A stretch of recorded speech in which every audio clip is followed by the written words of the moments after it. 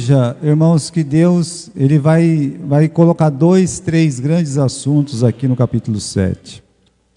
E o primeiro grande assunto do capítulo 7 é o casamento. O segundo assunto do capítulo 7 é o divórcio. Então você vê como o apóstolo Paulo ele casou um assunto com o outro, e o motivo nós vamos ver já já. Eram perguntas que os próprios coríntios faziam para ele. Mas no tema nosso hoje aqui, meus irmãos, o assunto é casamento, tá? Onde Paulo deixa entender o seguinte: eu não digo que você deve se casar, eu digo que você pode, e em certas circunstâncias é preciso, ou seja, você deve. Tem um versículo muito importante aqui, que é o capítulo 7 e o versículo 6, que diz assim: eu digo isto, porém, como com permissão e não por mandamento. Nós estamos falando de muitos assuntos aqui. Nós vimos que o apóstolo Paulo, ele está tratando de uma igreja caótica, Ou seja, ele está tentando tratar do caos que a igreja de Coríntios estava vivendo, que ela entrou, uma liderança completamente dividida, esfarrapada. Você encontra, assim, uma dúvida sobre o ministério apostólico do apóstolo Paulo, uma certa rejeição. Você encontra a questão do incesto no capítulo 5, tão degradante para a igreja, de estar ali sustentando aquele incesto. Paulo ele condena piamente. Depois, no capítulo 6, irmãos levando outros irmãos na justiça. No final do capítulo 6, como nós estudamos, Paulo, ele trata dessa questão de como você deve usar o seu corpo. Você deve entender que o teu corpo é templo do Espírito Santo. Então, quase que ele coloca um assunto dentro do outro. A gente tem que entender isso, que o apóstolo Paulo, ele não vai falando a vazios. Ele não vai falando porque ele quer falar, não. Ele vai falando aquilo que precisa ser dito. Então aqui, meus irmãos, o que nós podemos introduzir como uma coisa muito importante? Olha só, Paulo, ele respondia perguntas feitas pelos próprios coríntios. Olha a pergunta que é feita no versículo 1. Dá uma olhada aqui, capítulo 7, versículo 1. Quanto às coisas que me escrevestes, bom seria que o homem não tocasse em mulher. Então, o que será que eles escreveram para o apóstolo Paulo? Qual foi a pergunta que eles fizeram para o apóstolo Paulo? Com certeza eles perguntaram assim: Paulo, o que é melhor? Uma pessoa ficar solteira ou uma pessoa ficar casada? Então, o apóstolo Paulo, ele está respondendo, meus irmãos, aquelas dúvidas. Um pastor, ele passa muito por isso. Quando ele tem um recém-convertido, ou ele vai na casa de um casal que começa a vir na igreja, eles têm muitas perguntas a respeito da Bíblia, da vontade de Deus. Por isso que é bom, você trabalhar com pessoas recém-convertidas, e aí eles têm aquelas perguntas simples, nada de maldade. Pastor, olha só, o que é melhor, falando para o apóstolo Paulo aqui, o que é melhor, uma pessoa, ela continuar solteira, se ela é solteira, ou seria melhor essa pessoa, ela se casar, Então, irmãos, o versículo que nós mencionamos, que é o versículo 6, dá um caráter conselheiro, não é uma ordem de Paulo. É muito importante notar isso. Aqui, como pastor, ele é um conselheiro espiritual inspirado pelo Espírito Santo. Não tem aquele negócio, tipo, não mate, não roube, não. Ele poderia dizer assim, não case ou case, com ordens diretas. Não. Ele é um conselheiro, Ele é um conselheiro, aconselhar os irmãos a ter uma atitude espiritual, se devem ou não casar. Por isso ele cita, eu digo isto, que por permissão e não por mandamento. Ele se ocupa com princípios e não com detalhes. É muito importante notar isso. É princípios espirituais que ele vai usar, Por exemplo, no capítulo 6, o uso do corpo. Eu posso comer tudo, Não, você não pode. Então ele vai usar princípios espirituais. Melhor do que dizer assim, ó, você não coma carne de porco, por exemplo, né? Veja só, ele não vai falar isso, mas ele usa princípios espirituais e foge de alguns detalhes que não vai servir para nada. Você sabe o que acontece? A pessoa, às vezes, ela quer se envolver em detalhes. E quem se envolve em detalhes só se dá mal. Porque uma hora ou outra ela vai se enroscar. O apóstolo Paulo não. Ele queria mostrar princípios espirituais, como é, meus irmãos, toda a Escritura Sagrada. Toda a Escritura. Por isso que você vai encontrar, por exemplo, não seja demasiadamente justo e nem demasiadamente injusto. Ou seja, tem coisa na sua vida que você vai aprender. Releve isso aí. Pense bem, né? Ah, mas eu estou certo. Não, a questão não é se você está certo ou se você está errado. A questão é, o que você vai fazer com isso que aconteceu na sua vida? Então, um princípio espiritual de amor, de misericórdia, de graça, precisa ser colocado na frente do nosso desejo de vencer qualquer questão. Isso é usar de princípios e esquecer alguns detalhes. Então, meus irmãos, né, a pergunta que eles fizeram para ele, provavelmente caso ou não caso, devo casar ou não devo casar? Então ele dá um princípio, que ele mesmo usa, mas ele vai explicar. Isso é bom para mim, né? Será que é bom para você? É bom para mim, eu acredito que é bom para a maioria dos jovens. Mas será que tem alguns jovens que aguentam esse princípio que eu vou colocar? Então, por isso, meus irmãos, ele coloca um princípio espiritual. E aí, o celibato. O que é o celibato? Por exemplo, você não pode casar, né? Você se separou, fala assim, olha, sou um celibatário, então eu não vou me casar. A Igreja Católica Romana, por exemplo, não a Igreja Católica Ortodoxa, mas a Igreja Católica Romana, ela diz, não, né? O padre, ele não pode casar. A ortodoxa não, permite que o padre, ele possa casar. É uma diferença assim, né? Mas, pastor, por que colocou uma lei dessa para os padres? Coitado dos padres, né? É porque a Igreja Católica tinha muitas terras, muitas heranças, e eles tinham medo do padre, quando se casasse, se ele morre, a mulher vai sair da casa da igreja, entenderam, né? E aí, quem que vai ficar lá na casa da igreja? Né? Ah, vai ficar a família do padre, então, mas e o outro padre vai morar onde? Né? Então, para evitar esse problema, eles colocaram uma lei lá, ó, calma lá, né? Morreu, deixa tudo para a igreja, é tudo da igreja, acabou, né? Não aceita padre que é casado, o que não está certo. Por quê? Porque a Bíblia não fala isso, não é uma lei, mas é uma opção, a opção da pessoa não casar. Então, a pergunta é, pode mudar aí, meu filho, o celibato, né? O celibato, ele, né? Então não está indo aqui, né? Pode mudar, né? O celibato, será que ele é realmente a melhor opção? Será que ele é a melhor opção? Né? Paulo está dizendo aqui, pastor, está dizendo, olha, estou lendo aqui, olha só. Quantas coisas que me escreveste, é bom que o homem, ele não toque em mulher, ou seja, que ele não se case, né? Calma, né? Ele vai explicar isso para nós. Será que é melhor isso mesmo, né? Bom, ele está dizendo, né? Olha o versículo 27, só para você ver que ele vai longe no assunto, né? Ele diz assim no versículo 27, você está casado? Não se separe. Você não está casado? Né? Você não está ligado à mulher? Aí o que é o conselho do apóstolo Paulo? Não se ligue. Então ele está falando, pastor, que é melhor a pessoa não casar mesmo, puxa vida, é isso aí, está ali, né? Eu li no versículo 1, no versículo 27, eu li aqui no versículo 8, né? Eu digo aos solteiros e às viúvas que é bom ficar como eu, né? Que, ou seja, o apóstolo Paulo, no momento em que ele escreve essa carta, é muito importante destacar, no momento em que ele escreve, ou ele era solteiro, ou ele era viúvo, então ele era sozinho. Ele está dizendo, olha, eu acredito que é melhor a pessoa, ela ficar sozinha.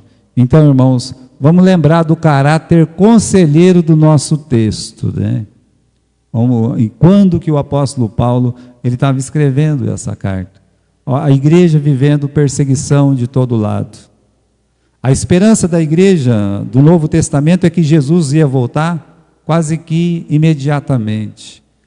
As pessoas entravam na casa dos cristãos e faziam como faz em muitos países comunistas hoje, islâmicos. Eles matam, eles violentam as mulheres, eles roubam as crianças. Então uma pessoa casada iria sofrer em alguns lugares tudo isso. Então ele está olhando para o tempo dele, né? Está olhando para o tempo dele. Mas aí, meus irmãos, o que ele está querendo dizer é que no tempo dele, para um jovem, o melhor seria ele realmente não se casar, né? E poder pegar a vida dele e fazer o quê? E servir com a vida dele ao Senhor. Mas olha só, nós temos um exemplo dentro da nossa igreja, que é a irmã Mariazinha. A irmã Mariazinha, ela poderia ter se casado, não faltou pretendentes para a irmã Mariazinha, pelo contrário. O primeiro Deus matou, o segundo Deus matou literalmente. Ela namorava um rapaz, um morreu não sei do que, o outro. Quando chegou o terceiro, que gostava muito dela, ela disse, olha, né, Deus não me quer casada, Deus ela me quer do jeito que eu sou, para servir somente o Senhor. Então ela fez um voto celibatário dela própria. Mas não, meus irmãos, que alguém, que uma igreja pudesse impor isso na vida dela. E como ela, meus irmãos, como ela abençoou tantas pessoas, inclusive a minha vida, ricamente abençoada pela Mariazinha, e ela pôde dedicar todo o tempo dela exclusivamente para Deus. Então uma pessoa solteira, o próprio capítulo 7 fala isso, uma mulher solteira, diz lá, no capítulo 7, ela vai poder servir ao Senhor, agradar ao Senhor. A mesma coisa um rapaz, um jovem, se realmente ele faz esse voto, não, eu quero servir só a Deus, eu quero dedicar minha vida para Deus, e eu quero morrer trabalhando somente para Deus, é isso que eu vou fazer, né? A minha noiva, a minha esposa vai ser a igreja. Ele tem o direito, ele pode fazer isso. A mesma coisa uma jovem, o meu marido vai ser Jesus, os meus filhos serão os filhos da igreja. Bem, é um voto maravilhoso, eu creio que esse é um voto maravilhoso, né? Mas, irmãos, não quer dizer que Paulo está dizendo que o celibato é a melhor opção, o casamento é maravilhoso. O próprio Paulo diz que o casamento é a imagem da união de Cristo com a sua igreja. Não tem uma imagem mais bonita do que essa. Então o casamento não é errado. A pessoa fala assim, a pessoa casou, o apóstolo Paulo diz que é melhor a pessoa. Não, o apóstolo Paulo vai explicar isso direito. O casamento é uma coisa maravilhosa. A união de um homem e de uma mulher, quando eles têm aquele ideal, o propósito de servir somente ao Senhor. Olha, nós vamos servir a Deus, vamos separar a nossa vida para servir a Deus. Aí é diferente. Você imagine que um rapaz seminarista casa com uma jovem seminarista, e esses dois se ligam, e quanto que esses dois podem fazer para a honra e a glória do nosso Deus. Então, meus irmãos, o casamento é maravilhoso, né? Paulo disse lá em 1 Timóteo que a marca do falso apóstolo é proibir o casamento. O próprio Deus, quando ele criou Adão e a Eva ainda não estava lá transitando, né? Não tinha sido criada, Deus olhou e disse, não é bom que o homem esteja só. Far-lhe-ei uma adjutora, né? uma companheira que lhe seja equivalente, né? Que vai poder andar com ele, conversar com ele, trabalhar junto com ele. Então Deus criou a mulher. Então não tem nada errado no casamento, porque o casamento foi a primeira instituição que Deus fez. Né? Muito bem, meus irmãos, continuando aqui, né? O casamento, como ele colocou aqui, veja lá no capítulo 7, versículo 1, vamos ler de novo. Quanto às coisas que me escreveste, bom seria, não é um mandamento, é um conselho que ele está dando, bom seria que o homem então não se casasse, né? Ou seja, não tocasse em mulher. Agora, ele explica no versículo 2, por causa da prostituição, tem tradução que traz fornicação, por causa da prostituição, cada um tem a sua própria mulher, e cada um tem o seu próprio marido, muito bom, né? aí ele explica para nós o quê? Um dos propósitos do casamento.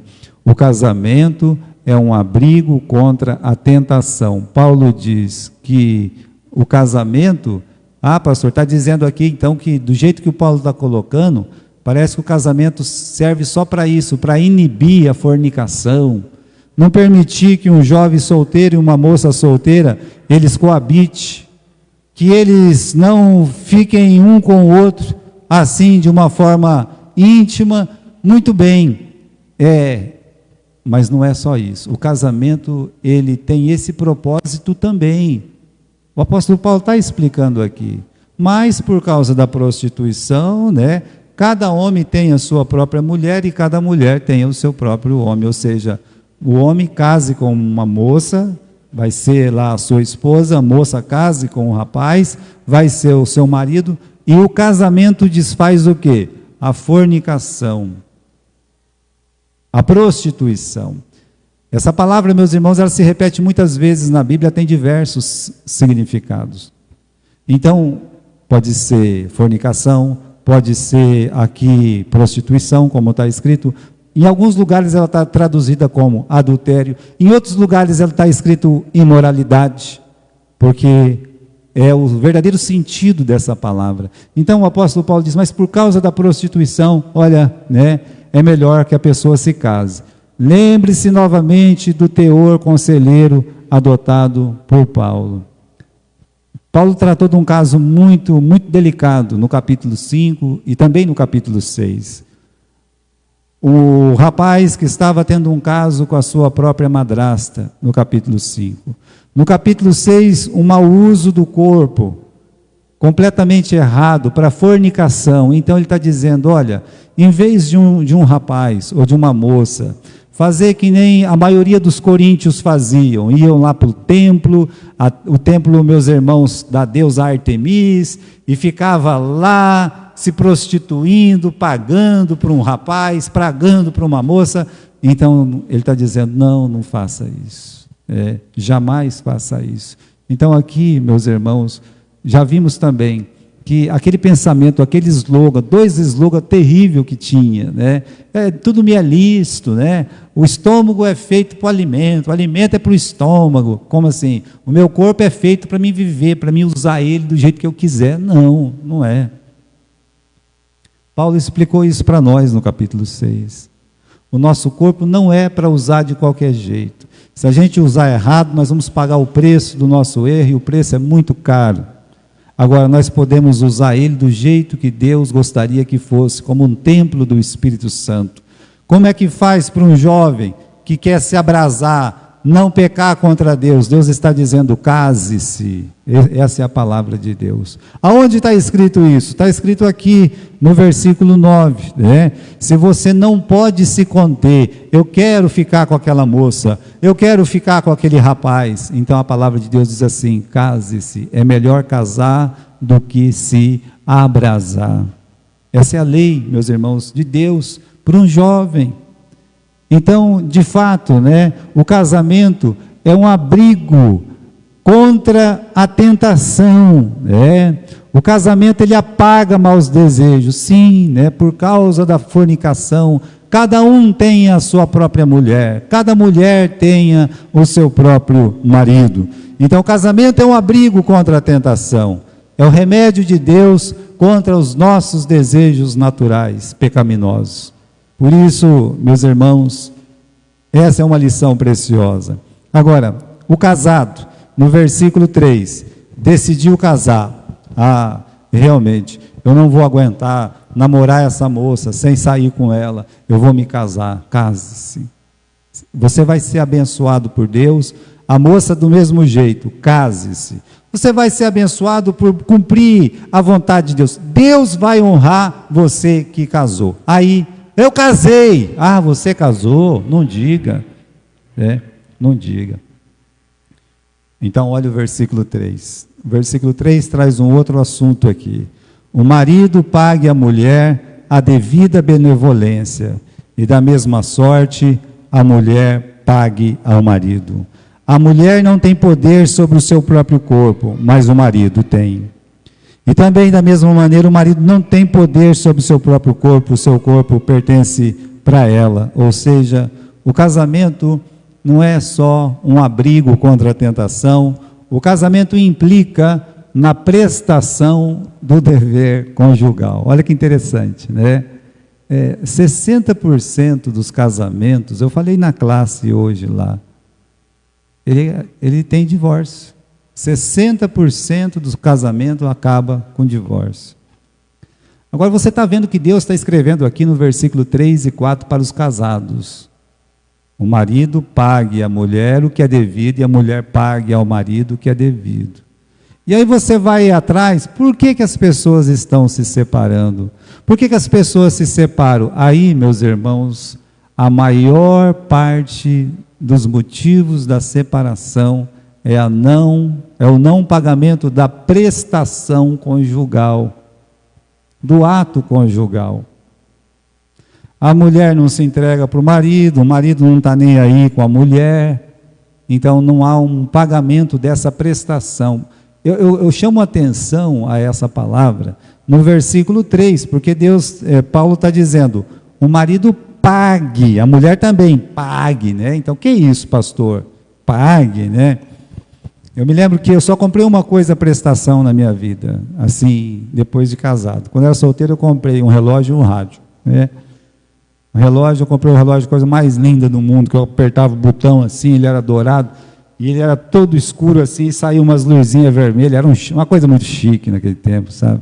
Eu trabalhava no despachante, tinha uns 14 anos e tal, chegava lá perto dos meus amiguinhos, eu colocava o dedinho assim, né? Só para ver aquele negócio brilhar, assim, né? Aí eu comprei antes de ir para o acampamento, sabe, no mês de Natal, eu me lembro muito bem, primeira semana de janeiro, cheguei aqui em Garça, eu era o único jovem que tinha, né, assim, um relógio daquele, né? Aí eu chegava no culto, todo mundo lendo a Bíblia, eu lá com a mãozinha no relógio, assim, sabe? Alguma coisa, né? 12 prestações.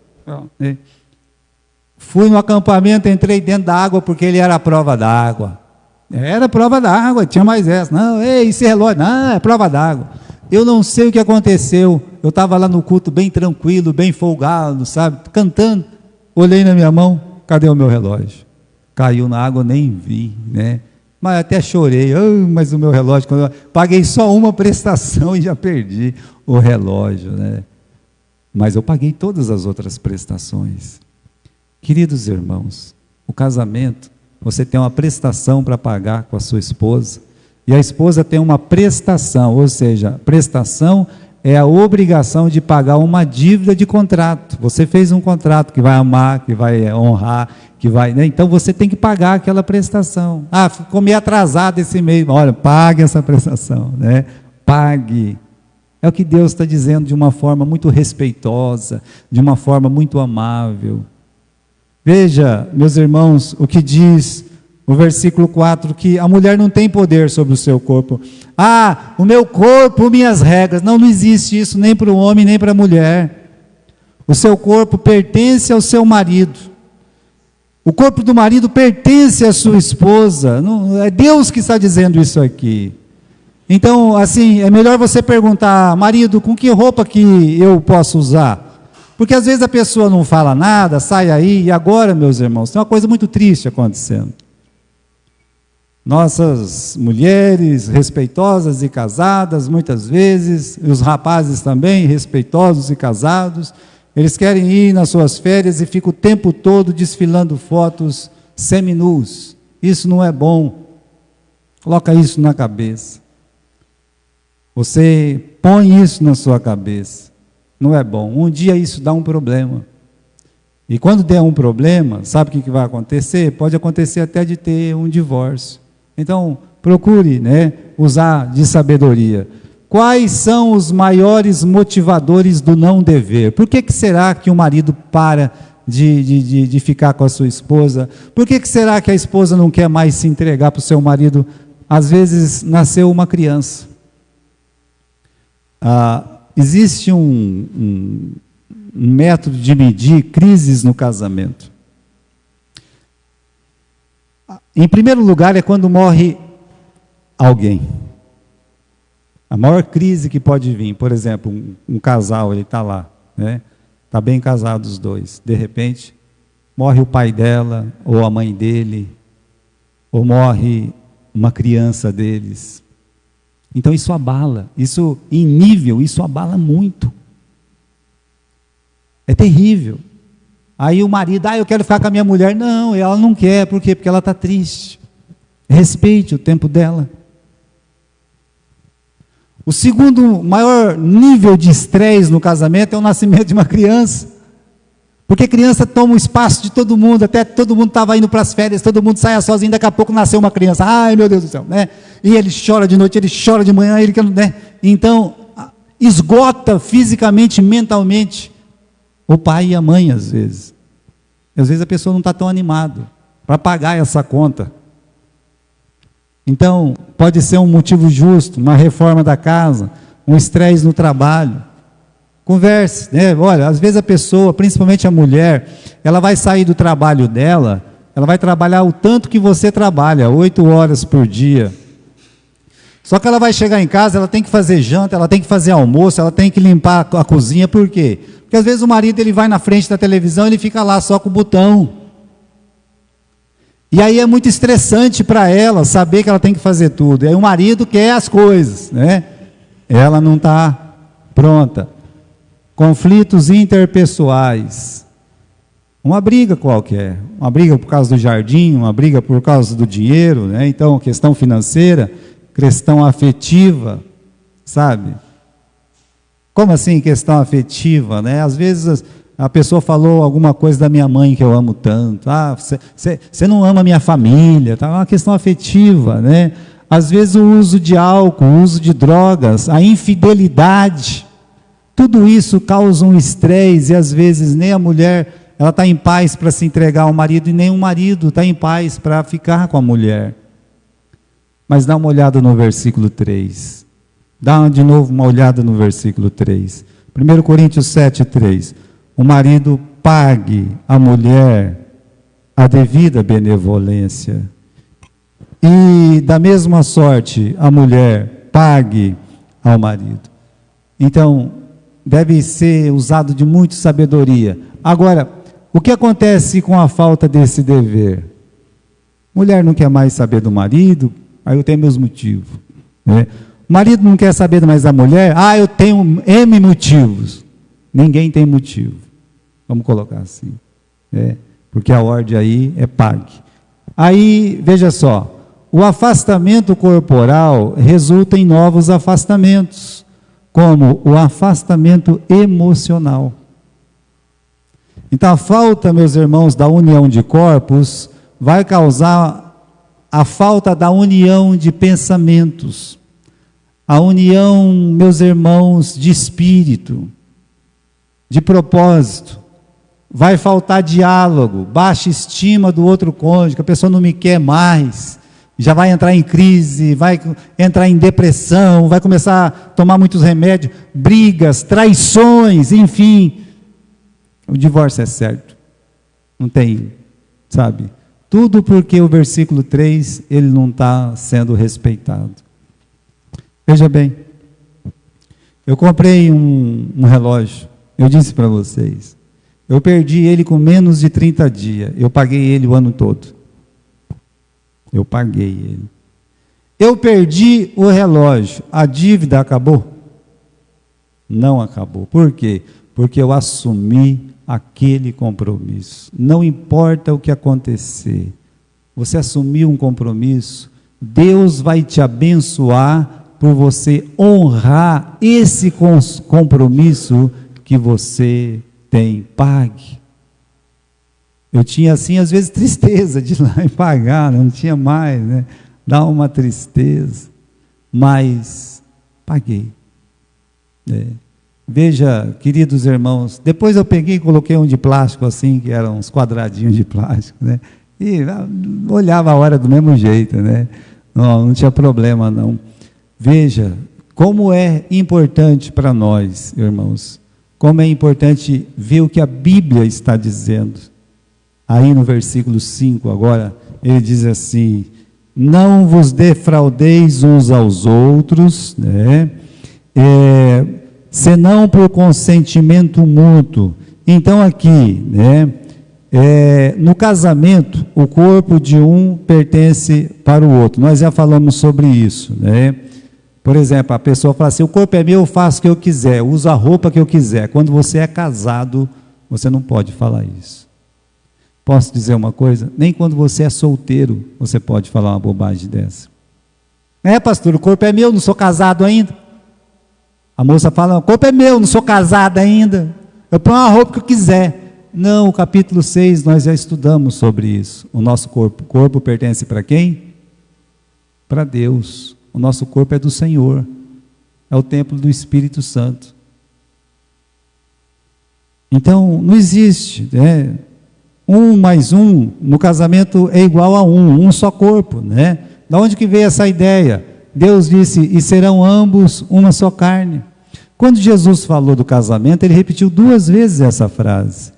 Quando ele falou lá no capítulo 19 de Mateus: portanto, deixará o homem pai e mãe e vai se unir à sua mulher, e serão 2 numa só carne. Assim não serão 2, mas uma só carne. Portanto, o que Deus ajuntou, não separe o homem.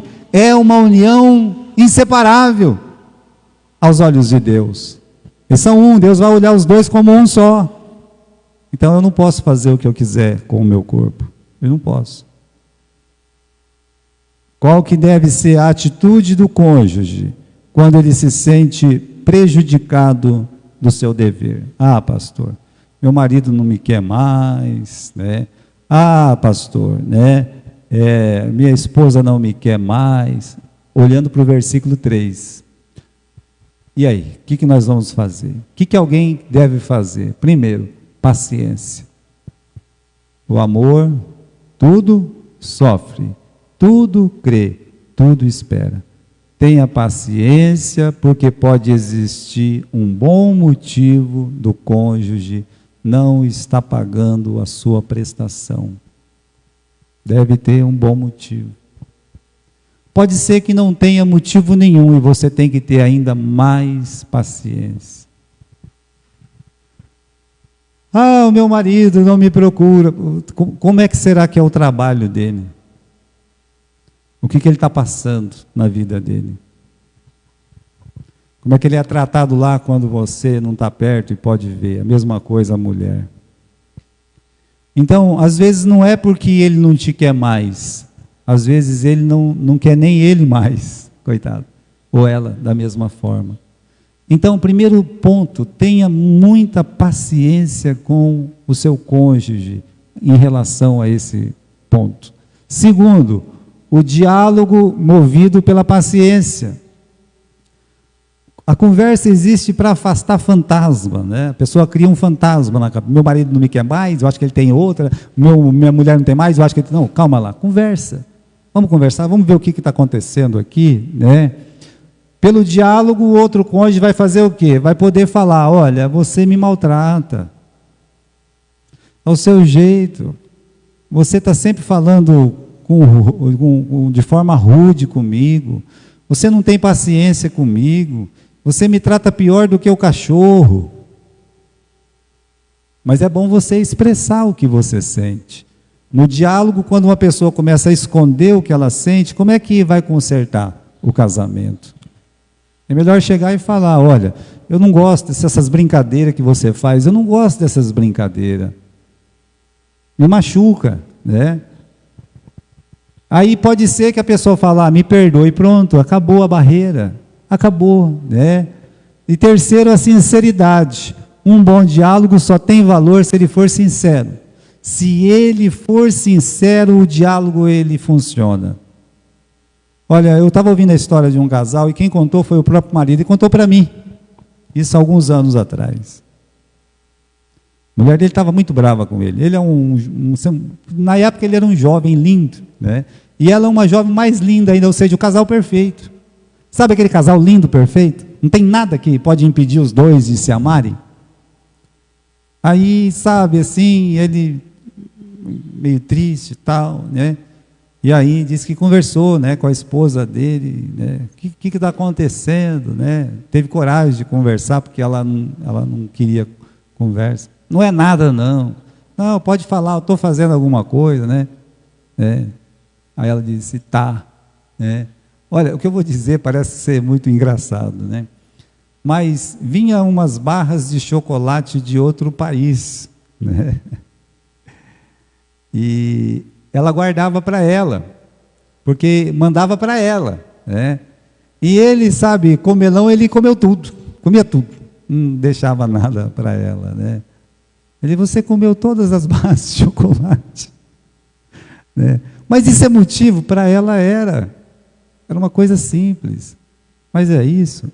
Não, eu não vou comer mais. Não, você pode comer, só deixa um pouco para mim. Você está entendendo, irmãos? Às vezes a questão, ela é tão pequena, ela é tão pequenininha, como aquela recém-casada que estava chorando toda vez, né? Todo dia estava chorando. Mas por que você está com esse choreiro todo, né? Olha o que você faz com o pote de manteiga. O que eu faço com o pote de manteiga? Você fica cavucando, parece que é poça, mas aqui tal. Eu olho para essa manteiga, eu nem consigo comer, né? Você tem que pegar a faca e ficar passando assim, tá? Sabe?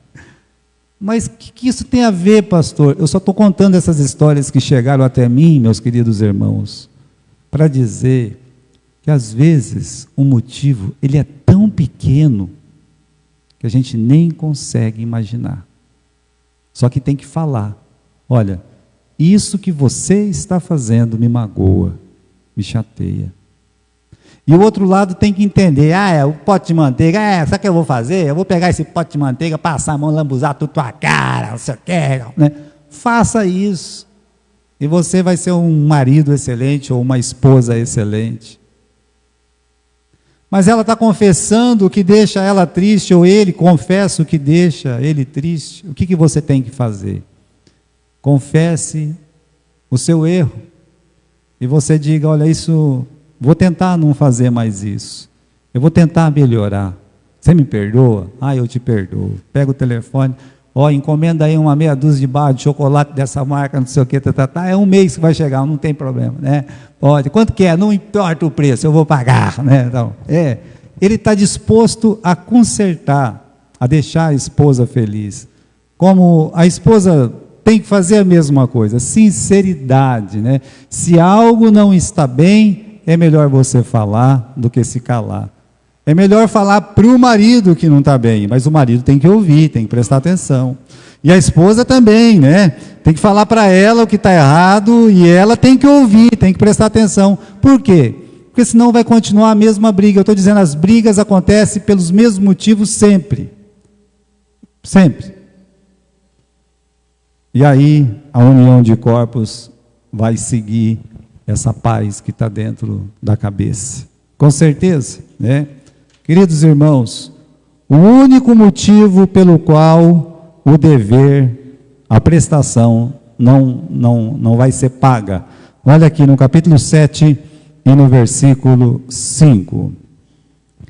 Não vos defraudeis, ou seja, não fique roubando, não deixe de pagar o dever conjugal um ao outro, senão por consentimento mútuo, por algum tempo, para vos aplicardes à oração e ao jejum, e depois apartai-vos outra vez, para que Satanás não vos tente pela vossa incontinência. O único motivo pelo qual o dever deve ser adiado é espiritual, consentimento mútuo.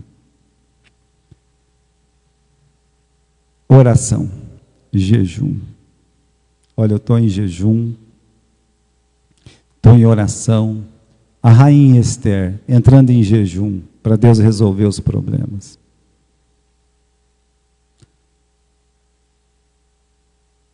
Veja, muitas vezes, quando os soldados iam para a guerra, Deus falava, não toque em mulher. Coloque sua cabeça naquele dever maior. Então, irmãos, realmente, em alguns casos, olha, a gente tem que orar mais pelo nosso filho, pela nossa filha.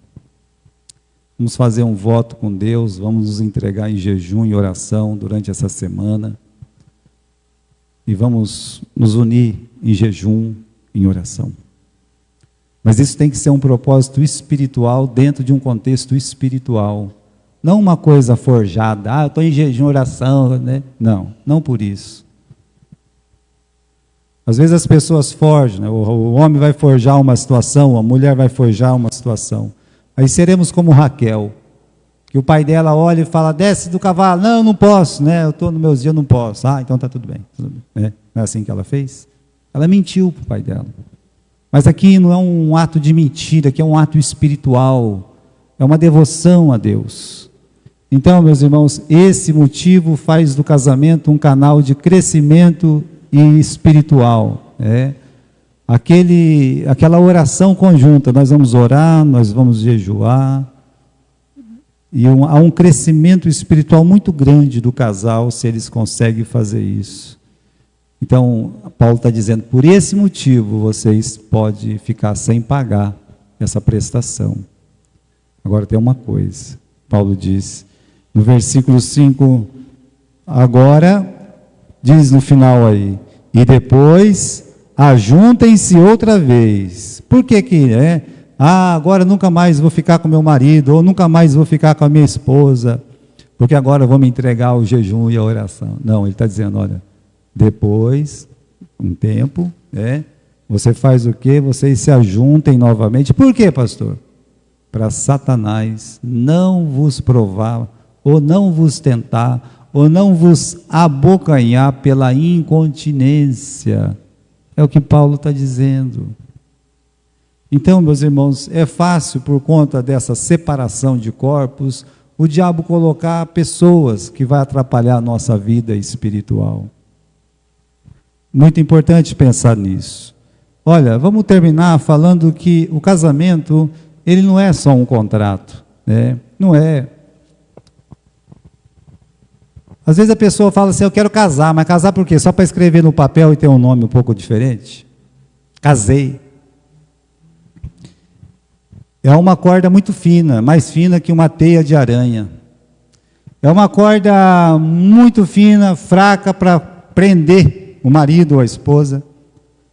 E muito forte para quebrar, né? No sentido, olha, como vai ser fácil quebrar um laço desse, quando uma pessoa decide se casar só porque não quer ficar solteiro. Quer ter um papel dizendo que é casado. Não faça isso. Melhor não casar. Como Paulo disse, é melhor ficar solteiro. Fique solteiro, né? Fique solteiro, tá? Frequentemente observar que Deus ordenou o casamento para quê? Veja só, meus irmãos. O casamento Deus criou, tem 5 propósitos, tem mais até, mas nesses 5 propósitos, primeiro, procriação, tá? É o 5P, né? Para que vocês poderem ter filhos, né? Deus criou o homem e a mulher, e a primeira palavra que Deus disse de crescei-vos e multiplicai-vos. Então é o desejo de Deus. Eu acho que tem muitas famílias americanas, né? Eles estão entendendo esse processo agora. Eu vi na nação de Israel que eles estão entendendo esse processo que está vindo na contramão do mundo inteiro. Porque o mundo inteiro hoje, os jovens que se casam, eles não querem mais ter filhos. Aí quando eu fui para Israel, eu vi aquele casal, sabe, com 7, 9, 12 crianças, uma atrás da outra, assim. É criança que não acaba mais. Começa a contar, você não... Né? Aí você perdi a conta, vou começar a contar de novo. De tanto que é. Mas em muitos lugares nos Estados Unidos, né, na Pensilvânia, onde o Trump disse que ganhou lá. Você sabe por que ele ganhou lá? Porque talvez uma das primeiras vezes, aquele povo, sabe, os Quakers, aquele povo separado, os menonitas que moram lá na Pensilvânia, que não votam de jeito nenhum, eles foram obrigados a vacinar e eles não aceitam vacina. Aí eles falaram assim, quer saber? Não morreu ninguém de Covid aqui, não morre ninguém de nada, nós vamos votar, esse ano nós vamos votar. Você vê a diferença lá, se eles não tivessem votado, ele teria perdido. Mas aquelas famílias, eles têm em média de 7 a 12 crianças. Então, imagine, meus irmãos, Você olha, eu estava olhando a ata, né? A ata da primeira igreja batista de Marília. Aí você vê o batismo do pai, o batismo do filho, aí vem aqui uma lista assim, enorme, né? Fulano, Beltrano, Ciclano, tem uns 10, assim, tudo do mesmo sobrenome, né? A família inteira se convertia. Mas imagine a força de uma igreja com essas famílias. É muito forte. Então, repare que o primeiro objetivo, não é que é o primeiro, mas um dos, é a procriação. O segundo é a parceria. Sabe, ser um só, poder dividir tudo, dividir a mesma casa, dividir o dinheiro, dividir as tristezas, dividir a alegria, dividir as vitórias e dividir os pecados e as derrotas. Então, essa parceria é muito importante. O prazer, né? Está lá, é um dos aspectos do casamento, né? É melhor casar do que se abrasar. Então aqui está o prazer. Se você quer ter o prazer, você case-se e você vai ser abençoado por Deus por isso, por casar. A pureza, né? Nesse sentido corre junto com o prazer de evitar o pecado. E por fim o prospecto, que é uma imagem da união mística de Cristo e a sua igreja. Por isso que Paulo lá no capítulo 5 de Efésios fala que a mulher tem que ser como a igreja e o marido tem que ser como Jesus. Então tem esse apontamento místico, sabe, essa visão mística do casamento que nos liga, meus irmãos, a Cristo e a sua igreja. É muito importante. Então aqui nesses primeiros versículos Paulo está dizendo, olha, seria bom se o homem não casasse ou a mulher não casasse, seria bom para poder dedicar totalmente a sua vida ao Senhor. Cito novamente o exemplo é a nossa irmã Mariazinha. Agora, vamos pensar aqui, olhando para o versículo 8 e 9, vamos lá, né? Digo, porém, aos solteiros e às viúvas, que é bom que ficasse como eu, ou seja, ou ele estava solteiro, ou ele estava sozinho, é bom ficar assim. Agora, ele diz no versículo 9, se vocês não podem conter-se, é melhor casar do que se abrasar. Jovem, escute a voz de Deus, é melhor casar do que se abrasar. Ou seja, olha, o conselho de Paulo, para servir a Deus, seria melhor você não se casar. Porém, se você não consegue ficar sozinho, sem casar, você não se abrase, case-se, meu filho, case-se, minha filha. Ah, você se casou, você tem obrigações de marido. Você tem essa prestação para pagar. É isso que Paulo fala nesses primeiros versículos sobre o casamento. Os princípios usados pelo apóstolo Paulo evitaria qualquer divórcio hoje. Qualquer divórcio. O casalzinho já não está mais querendo conversar um com o outro, casado há pouco tempo ou há muito tempo, era só fazer o que Deus está falando. Vai lá, conversa, o que está acontecendo, é isso, vamos arrumar, vamos viver em paz, vamos viver para a glória, a honra e o prazer de Deus, vamos.